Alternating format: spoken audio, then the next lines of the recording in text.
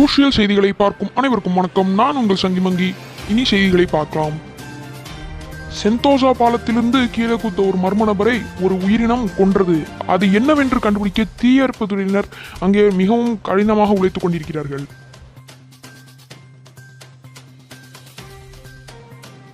பிரபல பாடகர் டிஜே அலோக்கின் நாய்க்குட்டி பீமாசாகி ஸ்ட்ரிப் மேலே இருக்கும் காட்சிகளை சமூக வலைத்தளங்களில் அனைவரும் ஷேர் செய்து கொண்டிருக்கிறார்கள். தீபாவளி அன்று தியேட்டரில் எந்த படமும் வராதனால் மக்களின் ஆர்ப்பாட்டம் ரொம்ப அதிகமாயிற்று.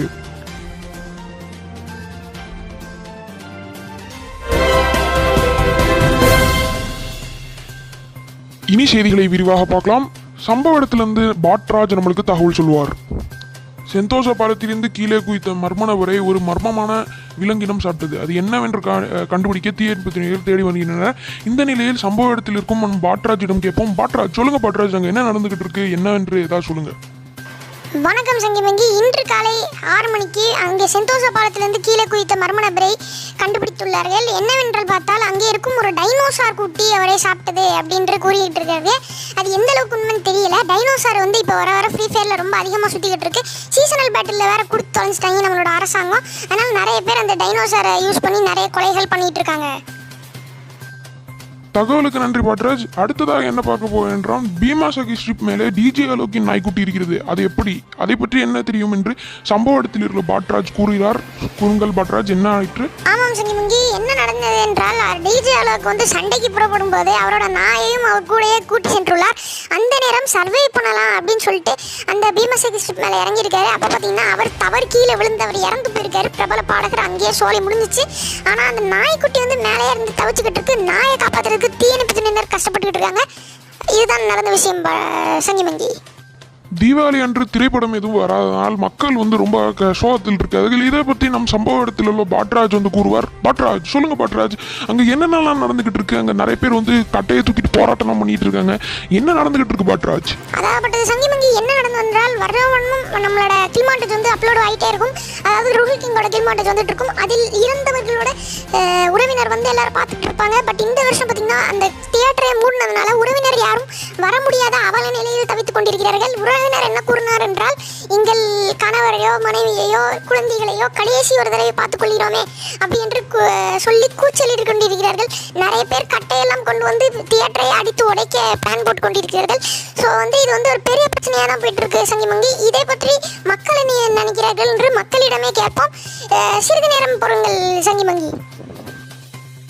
சரி சங்கிமங்கி, இப்போ அந்த ரூஹிங்காக சாகடிக்கப்பட்ட ஒருவரின் உறவினர் வந்திருக்காங்க. அவங்ககிட்டே கேட்போம் என்ன நடந்தது என்று. நீங்க அவங்களுக்கு யாரு, என்ன நடந்தது, எப்படி நடந்தது எல்லாத்தையும் கூறுங்கள். வணக்கம் பட்ராஜ், நான் தான் அவரோட பையன். ஆனா அவன் என்ன பண்ணிட்டாங்க அப்படின்னு பாத்தீங்கன்னா, என் அப்பா போட்டு சாதாரண ஒரே அடி அடிச்சிட்டான் அந்த ரூஹில் கிங் பையன்.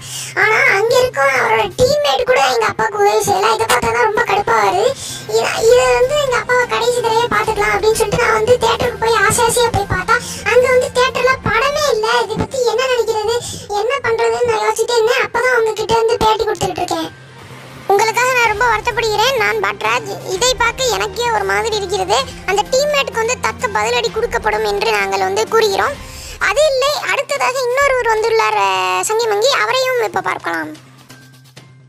வணக்கம் பட்ராஜ், நான் தான் அவரோட அப்பா. எனக்கு 60 வயசு ஆகுது. நான் நடக்க கூட என்னால முடியாது. என் பையன் தான் போய் சண்டை போட்டு எல்லாம் லூட்டெல்லாம் அடிச்சுட்டு எனக்கு கொடுப்பான்.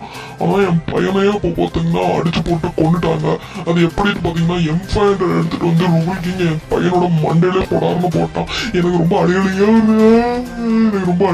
வருது. என் பையன் தான் எனக்கு இருந்த ஒரே பையன், அவனும் செத்து போயிட்டான். ஆனால் அவனோட கடைசி இதையாவது பார்த்து சந்தோஷப்பட்டுட்டு அதுக்கடுத்து நான் என் வாழ்க்கையை கழிக்கலாம் அப்படின்னு சொல்லிட்டு தியேட்டருக்கு போய் பார்த்தா தியேட்டர்ல படமே இல்லை. இது என்ன கருமாந்திரமே எனக்கு தெரியல. எனக்கு ரொம்ப சோகமா இருக்கு.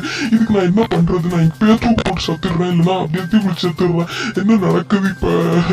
பயப்பட வேண்டாம் தாத்தா, நாங்கள் உங்களுக்காக இருக்கிறோம். நான் உங்கள் பாட்ராஜ்.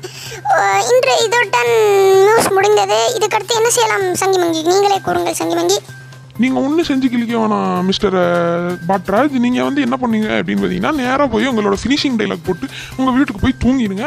உங்கள் ஃபினிஷிங் டைலாக்டை போட்டு போங்க. அப்படின்னா தான் எல்லா மக்களும் அவங்கள கலாய்ச்சிட்டு இருப்பாங்க. சரி சங்கிமுங்கி, இப்போ சென்று ஓய்வெடுங்கள். நான் வந்து டைலாக் தொட்டு சென்று விடுகிறேன். ஸோ க்ரூஷியல் நியூஸ்க்காக ஒளிப்பதிவாளர் பாட்ராஜ். ஸோ ஓகே கைஸ், ஸோ இந்த வீடியோ உங்களுக்கு பிடிச்சிருக்கும்னு நினைக்கிறேன். ஸோ இது பார்த்தீங்கன்னா என்னடா இது அப்படின்னு கேட்டிங்கன்னா, இது வந்து நியூஸ் வாசிக்கிற மாதிரி ப்ராங்க் மாதிரி ஸ்பூஃப் மாதிரி பண்ணியிருக்கோம். ஸோ இது வந்து யார்கிட்ட காப்பி அடிச்சிங்க அப்படின்னு கேட்டிங்கன்னா, காப்பி இல்லை, இன்ஸ்பயர்டு பை அவர் பேர் வந்து டாப் 2 கேமர்ஸ் ஒரு யூடியூப் சேனல். ஹெட்ஷாட் ஹெரின்னு ஒருத்தர் வந்து வாசிட்டு இருப்பாரு. ஸோ அவரை பார்த்து இன்ஸ்பயர் ஆனதுதான். ஸோ உடனே கமெண்ட்ஸ்ல யாரும் கொந்தளிக்க வேண்டாம், நான் அவரை பார்த்து இன்ஸ்பயர் தான் ஆனேன். அவர் வந்து ப்ரோ காலன் அப்படிங்கிற ஒரு மலையாளத்தை பார்த்து இன்ஸ்பயர் ஆனார். நான் அவரை பார்த்து இன்ஸ்பயர் ஆயிட்டேன். அவ்வளோதான், ஒன்றும் கிடையாது. ஓகேவா, நான் அவரை பார்த்து ஒரு கிளிப் கூட காப்பி அடிக்கல. ஸோ அவரை மாதிரியே பண்ணலாம்னு சொல்லிட்டு கஷ்டப்பட்டு யூடியூப்ல சர்ச் பண்ணி தான் பண்ணியிருக்கேன். ஸோ உங்களுக்கு பிடிச்சிருக்கும்னு நினைக்கிறேன். பிடிச்சிருந்தா உங்க ஃப்ரெண்ட்ஸ்க்கெல்லாம் ஷேர் பண்ணுங்க, மறக்காம சேனலுக்கு சப்ஸ்கிரைப் பண்ணிருங்க. ஸோ இல்லைன்னா மறுபடியும் பாட்ராஜின் தொல்லைகள் ஆரம்பிச்சு விடும். ஸோ ஓகே, ஸோ யாரெல்லாம் சங்கிமுங்கி ஃபேன்ஸ், யாரெல்லாம் பாட்ராஜ் ஃபேன்ஸ் அப்படின்னு சொல்லிட்டு கீழே கமெண்ட்ஸ் சொல்லுங்க. ஸோ இந்த வாய்ஸும் சேஞ்ச் பண்ணி தான் வச்சிருக்கேன். ஸோ யாரும் என் வாய்ஸ்லாம் கண்டுபிடிக்க முடியாது. So tata bye bye guys, see you in next video. So உங்களுக்கு இதே மாதிரி நிறைய வீடியோஸ் இருந்தால் இந்த வீடியோக்கு வந்து 200 வியூஸ் வந்தால் நான் அடுத்தடுத்து நிறைய வீடியோஸ் இந்த மாதிரி பண்ணுறேன். பிகாஸ் இது பண்ணுறதுக்கு 3 hours 4 hours கிட்ட கஷ்டப்பட்டு தான் பண்ணணும். அவ்வளோ எடிட்டிங் வேலை இதில் இருக்கு. ஸோ இதுவே கண்ட்ராவியாக தான் எடிட் பண்ணியிருப்பேன். ஸோ இதுக்கு தான் நல்லா எடிட் பண்ணிட்டு வரேன். நீங்கள் வந்து 200 வியூஸ் மேலே கொடுங்க. So thank you guys, bye bye guys. So வந்து அப்பெல்லாம் வேலை எவ்வளோ நான் கில்மாண்டேஜில் சந்திக்கிறேன்.